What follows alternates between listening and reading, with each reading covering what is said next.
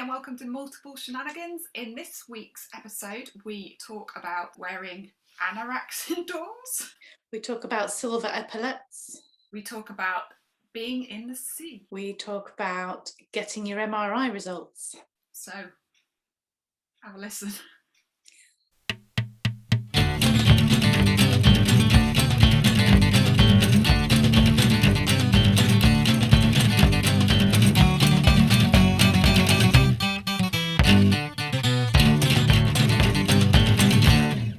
Hello and welcome to Silver Storms. My name's Lytisha. My name's Jeanette. So Jeanette, how's your week been? My week has been a sleepy week. It has been a sleepy week, I'm not going to lie. But I've not talked to you for ages, have I? Because we recorded a few in advance. It's more like, how's your few weeks been? Yes, it feels like ages, but then I have no concept of time at the moment, so... Nobody does, it's all over the shop. But so I had my second vaccine that happened. Okay. Were you okay after it? I just got home and immediately fell asleep for ages. I didn't feel ill though, like the first one. That's good. Oh, I had a birthday, that was nice. Oh! Yeah, it was like the one day where it didn't rain amongst loads of rainy days. So it was brilliant. We went to the park, got a ridiculously big picnic and a few pals came over. It was really nice. Brilliant. Fabulous. Yeah. Can't beat a picnic with some friends when you can actually get close enough to hear what they're saying. Yeah. You've been on holiday. Have I not spoken to you since I've been on holiday? Probably not in this format. Oh, wow. I know. Oh, I've been very busy then the last few weeks. Lots of things have happened. I went on holiday. My friend took me down, which was great, and was looking after me really well because I couldn't have coped. I don't know where we got up to with my story, but my pains in my head, I had my urgent MRI 3 weeks after it was requested, which was the 6 p.m. the day before I was due to go to Cornwall the next morning. And I was like, So I said to the radiologist, is there any idea when I can get an idea of what the feedback is? Because I don't know whether I should go or not. And they said, nobody will look at it for 2 or 3 weeks, so you might as well go. Okay. So I had the MRI. I went down to Cornwall. Well, my friend drove me all the way to Cornwall because I couldn't drive at all. And but yeah, we had arrived. Within 10 minutes, I'd smashed a glass and dropped everything on the floor, and he just went, just sit down. Sit down. So I think clumsy was a good word for it, I think. Above normal clumsy. Yeah. In a previous episode, we talked about euphoria. Ooh. Well, just before I was due to take my next tablet, I kept getting fits of the giggles, like incomprehensible fits of the giggles for no reason whatsoever. And it's like, what is it? What is it? And I couldn't explain. There wasn't anything. There was nothing. One time I was actually gone to the loo, and I was sat on the loo, and I just suddenly got the giggles so much I was crying. By the time I came out of the bathroom, I was crying. And he was like, "Are you all right?" I was like, "What's so funny?" Like, what was so funny? I was like, I don't know. I went in the sea. I went and played with my boogie board in the sea. Was it not freezing? Yeah. Yeah. No, we knew before we went that the water temperature was 10 to 11 degrees. So, I mean, I have a wetsuit anyway, and a rash vest, it's called. I don't know why it's called a rash vest. I've tried asking people that know these things. Doesn't give you a rash, doesn't stop you getting a rash. It's called a rash vest. One of those things. I had a long sleeve thing that you wear under your wetsuit. That's what I had.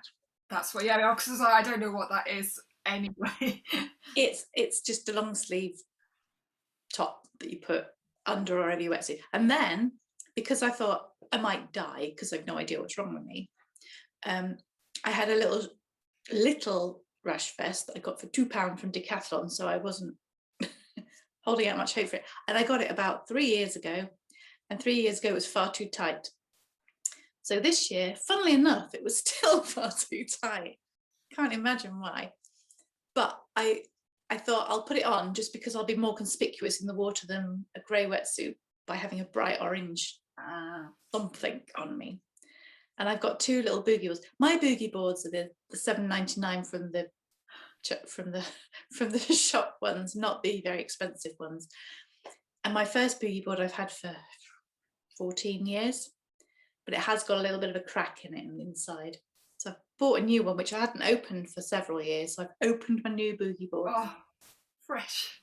Oh, my old one, I loved it. It was blue and it had a dragon on it. And my new one's orange and yellow and says surfs up, and it's just, you know, it's not so cool at all. But it was orange and yellow. So I thought, again, visible. So I said to my friend, I really, really want to go in. I might die. If I die, it's not your fault. It's because I decided I was going in. So don't panic. He was like, yeah, it'll be fine. Okay, yeah, yeah, well, okay. I said, but will you come in with me just to make sure, so that, you know, okay. So we went down to the beach, and I first of all went and introduced myself to the lifeguard, because I thought always a good plan. Yeah. And I said, hello, I haven't been out for ages and I haven't been very well. Anyway, I'm wearing the orange vest and I've got the yellow board, and I just thought I'd say hello. And he went, yeah, we'll keep an eye on you. So, thank you. Oh, that's nice. Yeah. So yeah, then we went down there, and then we went in the water, and I'm more of a keep going straight in, but Paul, being a man, has that point of stop when it reaches certain parts. Oh, and, yeah. So I was like, come on. And he was like, hold on a minute. And then I thought, oh yeah, I guess persuading a middle-aged man to go in the freezing sea directly might actually cause him problems rather than me. Sorry, I know you're not a middle-aged man, Paul. I'll take it all back. I was a bit useless, really. I mean, I had a really good time playing in the sea, and we were in for like almost an hour, and then we had a system. We had this really good system. Oh, it's brilliant. There's a key lock outside the door. So we put the key in the key lock, so I could come back anytime and he could stay and play. So he didn't have to come in when I came in. Brilliant plan, brilliant.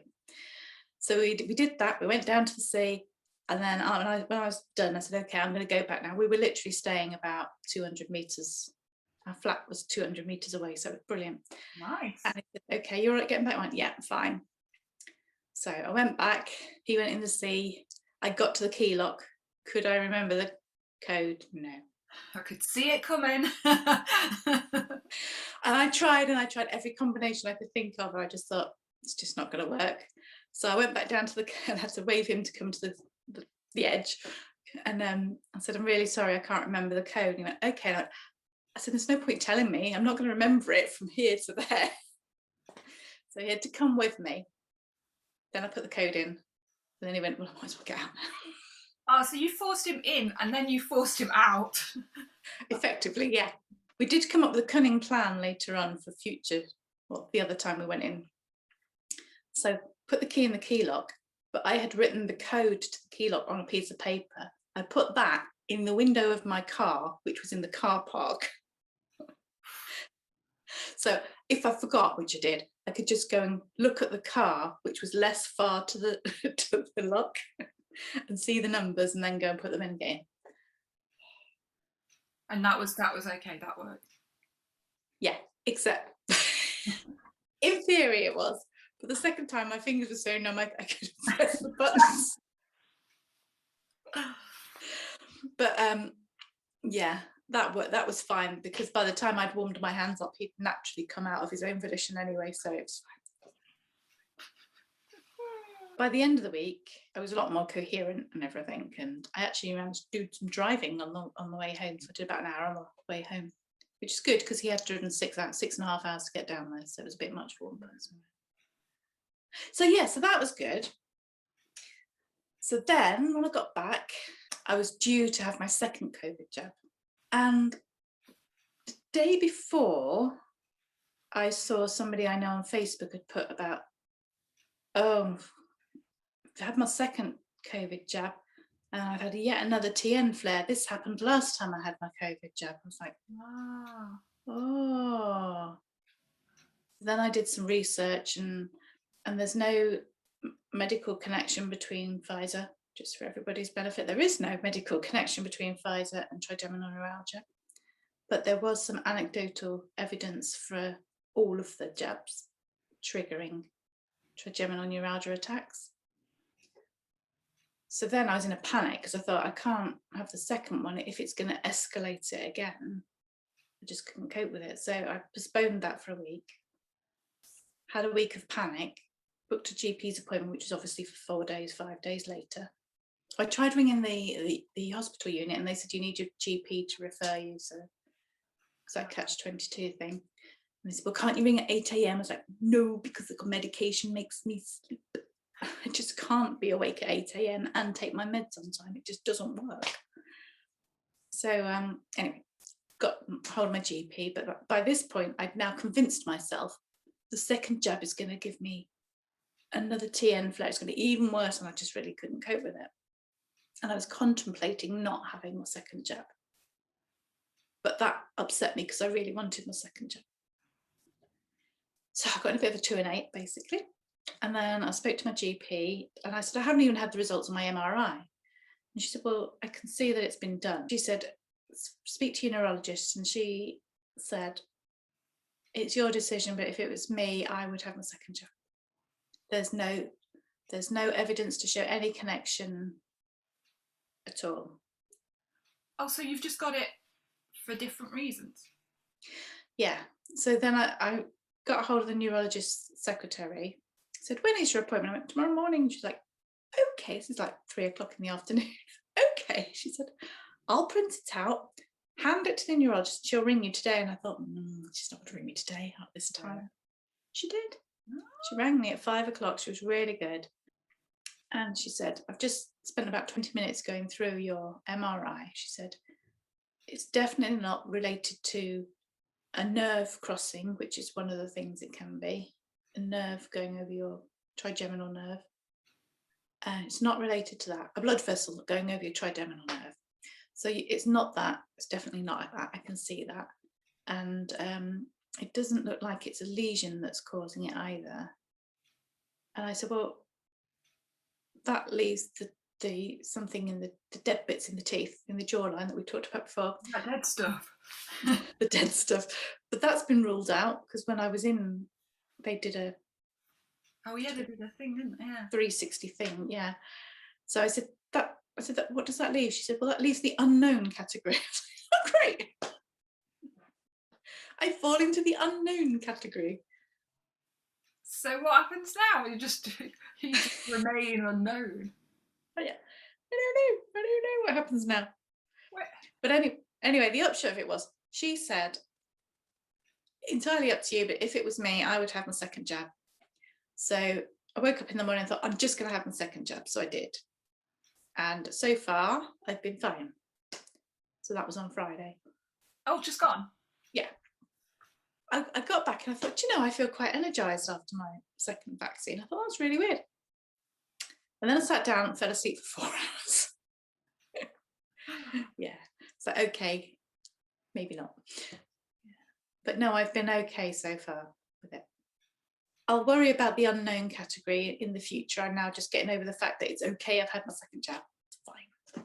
Yeah, it feels reassuring, doesn't it? Yeah. Talking of MRIs, I had the results of my one, which was quite good. I've had no brain changes since 2017. Increased lesion load on my spine. Pictures. But then it says, but that is to be expected because the last one was taken in 2007. But I thought they'd always been doing spine MRIs. Spinal. It sounds so weird when I said that. At Sheffield, because obviously all my MRIs had to be brought over to Nottingham to compare. It's like, oh, that doesn't really tell us. I mean, it's good when you got there, that bit hasn't changed. Yeah. That bit has changed. But that's almost like saying that's changed since you were okay. Yeah. Yeah. So who knows? So did you get an appointment to talk through your results, or did you ask? I just got a letter. Telling you about the results? Yeah. Not anybody to talk through them with you? No. And then I got a letter saying that I've got an appointment for February next year. And on the letter it said, after saying there's an increased lesion load, but that's compared to 2007, then it says, which is reassuring. Okay. Obviously, it's all right because I think they'd have you in, wouldn't they, if it wasn't all right? Yeah. You'd hope. Well, I had I'd already had the appointment before I got the results for May 2022, but before now. So I was like, have I missed it? And it's like, oh no, it's 2022. And after talking to the neurologist, I got another letter confirming the appointment, but instead of it being a telephone one, they'd like me to go in. Oh yeah, I had that as well. Maybe they've just decided that we'll be post-COVID by... Be okay by then. I hope so. Silver, anyway. Silver. You know what I've done? Cleverly, but I only realised after I'd done it, it wasn't on. I suggested silver, didn't I? And then realised that I don't actually have any silver clothes. And then I thought, yes, I do. I've got a little rain anorak thing. Ah. And then I thought, our topic is storms. Double whammy. Already. I'm just totally silver stormed out. You are. You're so on it. You're so on it. It was what's the word? Inappropriately satisfying. It was like, yeah, I could really achieve something. I've covered topic and colour in one outfit. And you managed to wear it on the only sunny day for eons as well. I'm surprised by how okay I feel sitting here in this indoors on a sunny day. It's because you are the Silver Storm Queen. Yeah, I'm just embracing the look. I know it's not unusual, but it still sometimes surprises me. I saw a couple walking along holding hands, wearing their pyjamas and dressing gowns and slippers along the street where they weren't just out the door or anything, but a long way from anywhere that they could have been. They were obviously on a long walk somewhere. Maybe they were going to the shop. I just wouldn't like the lack of definition between inside and outside. I think with this lockdown, a lot of people have changed what they wear, in that they're wearing leggings and t-shirts or whatever. And I think it's quite interesting because some eons ago, there was a TV programme. It was a bit like Super Nanny, but it wasn't Super Nanny. It was for people that had been long-term unemployed. And a lot of people seemed very dismissive of the fact that a lot of people wear tracky bottoms all the time. But that's because they're not going into a formal environment. And now everybody else has had that. Might make people understand a bit more, maybe. I've generally been more formally dressed since during lockdown, when I've not seen anybody. I've just in my house, I've worn a dress, or I've worn more coordinated things than I might wear normally if I'm not going out. It's just something to do, isn't it? Yeah, I actually had a goal to try and wear all different things in my wardrobe that I never wear, and then actually I could throw them out after that because I'd worn them and I was never going to wear them again. I think I've done a slightly similar thing. Like, there's a couple of things I put on because they go from being like new and best and they go down a grade, don't they? And then, yeah. Then you're like, oh, I think I should get rid of this. And then that's often I think, oh, I'll take it to the charity shop, and then realise it's not good enough to go to a charity shop. And then I think, why have I been wearing this? Do you wear your new things straight away? Well, I've talked before about I've got this holiday wardrobe thing that I like to buy things in a sale and keep them. So in that instance, no. I just keep them till they're dreadfully out of fashion. Wear them a couple of seasons later. Yeah, I've always had a thing about, I've got this really new thing, but I haven't worn it, and I wouldn't wear it for a while until it was no longer new, and then I could wear it. Yeah, I know what you mean. But I've got a friend who's complete opposite. She's like, puts it on to wear it out of the shop virtually, or sometimes in reality actually wears it out of the shop. And I'm like, that's your new top? And she was like, yeah. Oh. Just seems such a throwaway thing to do, to wear your brand new thing just straight away. But then I often don't wear mine for months. Ever. There are things that I've got that I'm like, I've never really worn that because I want to save it. And yeah, got to live in the moment. What are we saving it for? Yeah, it's a weird one, isn't it? I mean, today I took this big bag that I sorted to the charity shop. Actually, I've got a confession. 2 weeks ago, I went to the charity shop and bought some things. So that was the first time I'd really been in local shops. Because when we were away, we had 2 rainy days, and on the rainy days we went to different towns and went in charity shops and just bought books to read and stuff. And then when I got back, I thought I could try going in a shop here. Somehow it seemed not as scary going in shops while we were away. So on the stormy days, linking to our theme, on the stormy days, we went into the charity shops and bought books to read and stuff. Yeah. But when I got back, I went into Sherwood in Nottingham, and I went into 3 charity shops, and I came out with 6 things. Wow. Got home, because obviously you can't try them on at the minute. Got home, 2 of them had to go back. And I thought, well, that means I have to go back to charity shops within 2 weeks. So I made an effort to take more than 6 things out of my wardrobe. So I had a big, massive bag. And I took it into the charity shop. And today when I handed it over, I kind of glanced in there and I was like, that's my really nice blue velvet top that I really, really love. But it doesn't fit anymore. Yeah, but that's my really nice blue velvet top that I really, really love. And I really had a real like, I could just take it out. No, leave it there. No, just take it. No. And I left it. Well done. Somebody else could have my really nice blue velvet top that I really love. You'll see them one day in town. You'll be like, but yeah, it's mine. That's mine now. Taking my top, my lovely top. Yeah, I can't get rid of things very easily. I don't like it. I am actually wearing one of my new purchases. Oh, nice. It's just a plain black jacket, but it's got, have you got silver buttons? I thought I saw buttons. I like a button shoulder. Yeah, and silver in theme, not obviously dual theming like yourself. I've had to single theme. So I've got a silver scarf in case of storm, you know. Yeah. A netted silver scarf is exactly what you need.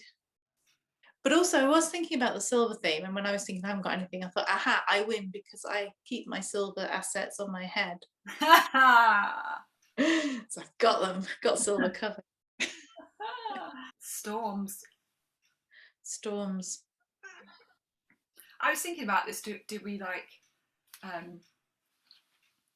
how literal are we getting with this? I know I've been talking about the trigeminal neuralgia a lot, but to me it felt like a storm.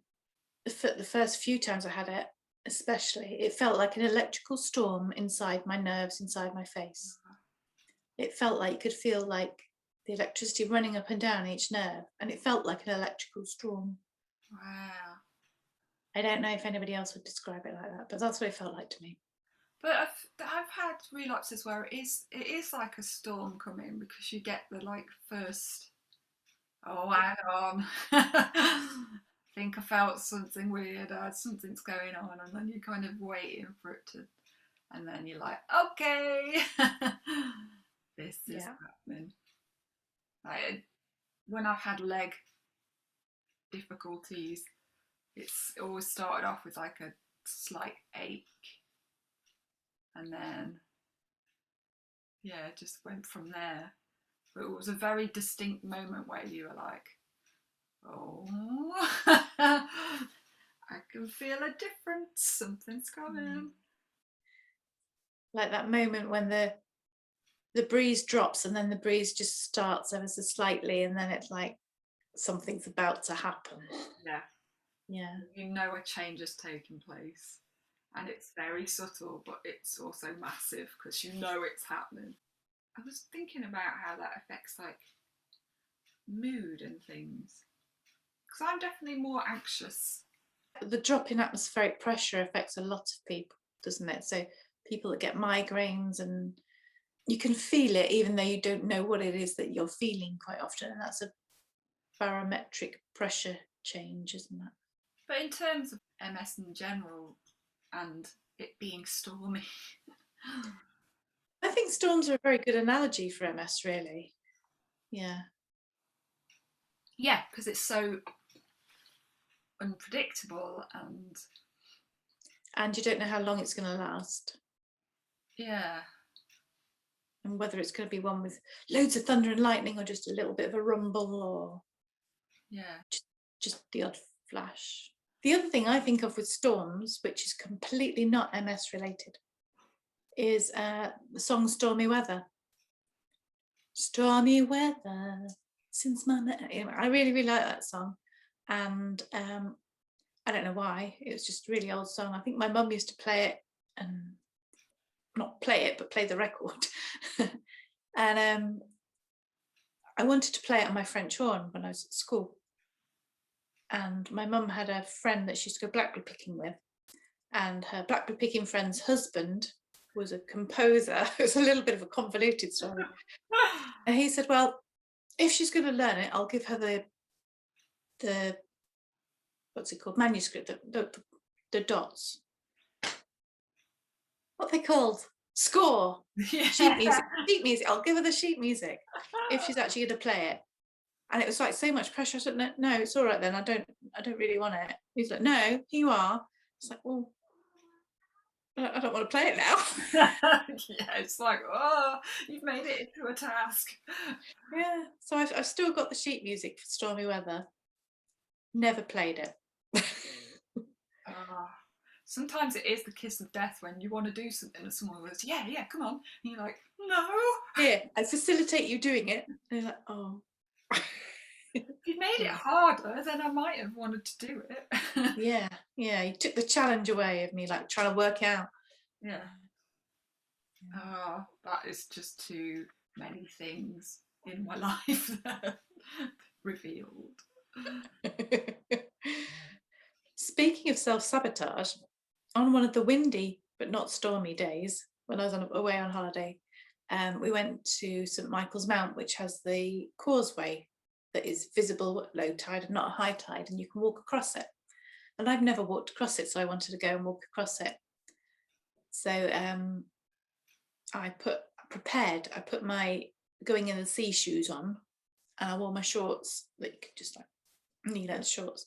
And so we got there, and the water was still about 2 foot deep or something. And there's like a congregation of people gathering, waiting for the water to drop and drop and drop till it was low enough. I was like, I'm gonna go. And this family came up. One of the sons were about in their mid-20s, early, something like that. And one of them was wearing like a shorts t-shirt and flip-flops, and he was on his mobile all the time, and he just set off. I was like, it's really windy. You don't just set off across a causeway, a tidal causeway, on your mobile phone without paying attention. But he did, and I was like, and you're going to get there before me. No. So he kind of went 2/3 of the way. I was like, I'm going to go. I was going to my friend, I'm going to go. And he went, well, I'm not going yet. It's still too deep. I was like, I'm going to go. He's like, you sure? And I'm like, yes. And we were talking about sometimes being a bit reckless unnecessarily. And I was thinking about that. So it did make me think about that. I thought, am I being unnecessarily reckless? Yes. Am I going to do it? No, yes. But I wasn't really reckless. It wasn't like knee deep or anything like that. It was just kind of ankle deep by this point. So I was the first person to walk across, because he kind of stopped on his mobile and wandered back, and I got all the way across to the other side and got to St Michael's Mount, and they said, hi, good afternoon, welcome to St Michael's Mount, we're closed. You can't come in. So, oh, okay. So then I walked all the way back, and by that point it was almost low enough for my friend and most of the other people to come across. But the mother of the family, with the two sort of son that had walked across on his mobile, she said, you led the way, you did. I said, I did, didn't I? I went all the way over there. Yeah, you're our leader. And then later on, when we were in the charity shops, we passed them in the street. She said, oh, look, there's our leader. And I was like, I achieved something on my holiday. I became the leader. That's brilliant. Yeah. Okay. So anyway, I think that about wraps it up for Silver Storms for today. Yes, indeedy. I've been Lytisha. I've been Jeanette. Thank you. Thank you. We'll see you next time.